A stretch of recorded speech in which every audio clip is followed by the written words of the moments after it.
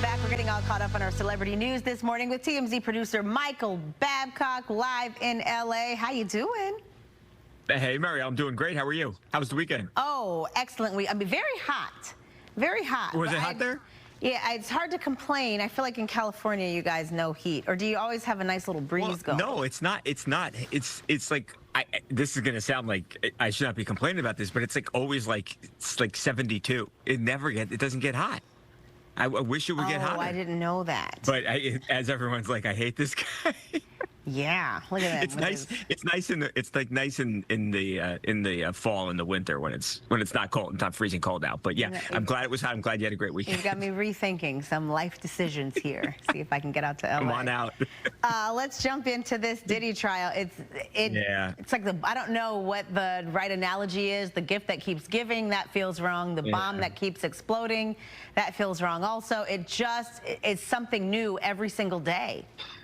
Yeah, no, you're right. And, you know, now we've got these text messages, and we've gotten a bunch of text messages that the prosecutors have released. But this is really interesting because, look, I know we've heard a lot about, you know, violence, physical violence, domestic violence in these relationships. And, you know, at the end of the day, it's a racketeering case and it's a sex trafficking case. And the texts now that they have released show somebody, an unidentified person who is you know, associated with Diddy, having a conversation about traveling to a freak-off party way back in 2009. But it shows the level of involvement that again, someone who was associated with Diddy, you know, booking this male escort, a guy by the name of Jules, a ticket from LAX to fly from LA to JFK Airport in New York City, and you know, almost immediately get right back into one of these freak-off parties. And it just shows a lot of the communication. And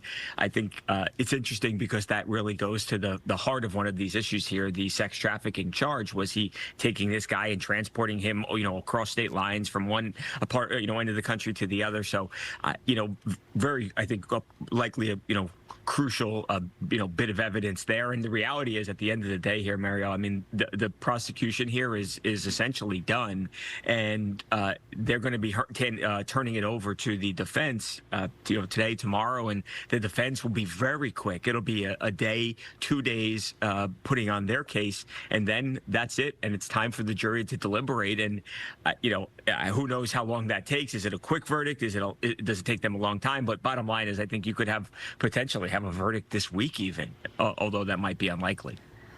Is there any new prevailing thought on whether or not the prosecution's been able to prove their case? I know that's getting into the legalese a little bit, but there is at least a lot of conversation on social media that's saying, if we're just debating whether or not he's a guy of high moral character, that's not the issue. But in terms of racketeering is legally, have they made their case?